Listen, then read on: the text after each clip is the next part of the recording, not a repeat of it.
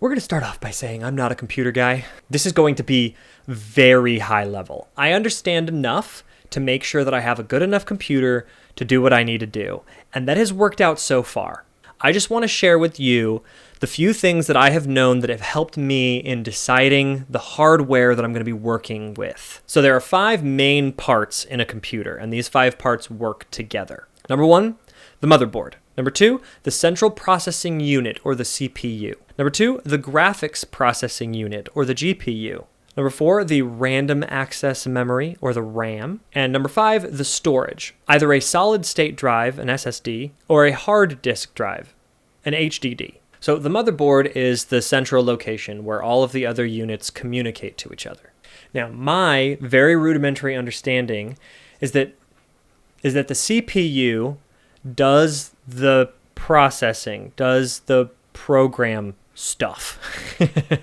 Whenever there's a line of code, the CPU breaks it down into a language that the processor can understand. So it fetches, decodes, and executes those commands. So the CPU is essentially doing the processing of the computer. So that's the processing kind of back end. And then the GPU actually communicates with the monitor. So it's creating the visuals with which you actually interact with the computer. That's my understanding. So GPU is like front end, like what you see, and the CPU is the back end, like what the computer is actually doing. RAM is volatile memory. It's temporary memory. It's storage that only exists for as long as your computer is on, and it helps programs start up and close quickly and efficiently. And every time you turn off your computer, the RAM is essentially wiped and it starts over every time you turn it back on. It's kind of just like a buffer that allows programs to run quicker.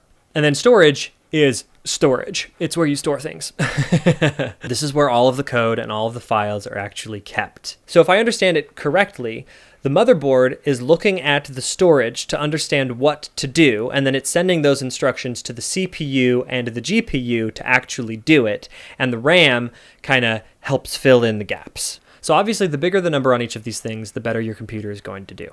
I'm going to throw out a few very arbitrary numbers that are just based on my personal experience with what has worked for me. As far as a motherboard, I have no idea. I think that that's usually manufacturer specific. Every computer I've ever purchased has been Apple, so I just go with whatever Apple provides. That goes for the CPU as well. Now, as far as RAM is concerned, Adobe Premiere and all editing programs, honestly, use a lot of RAM.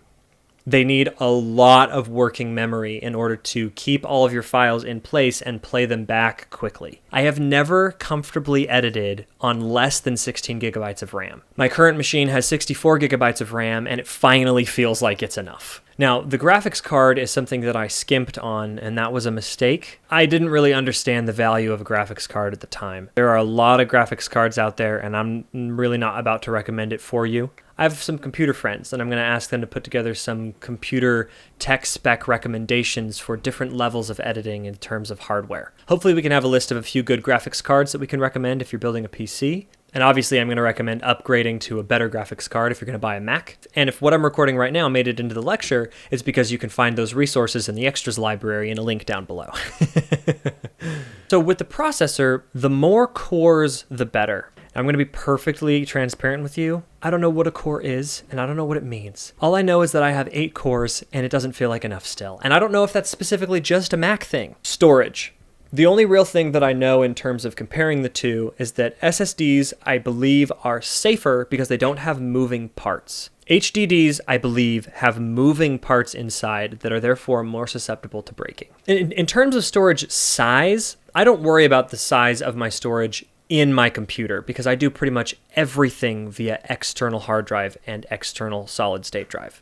I worked on a feature film that recorded something like 4 terabytes worth of data over the course of a few weeks. I worked on a commercial that filmed 12 terabytes worth of data in a 4-day shoot. Sometimes the scale of your projects are going to be astronomically huge, and you're just not going to fit it in your computer.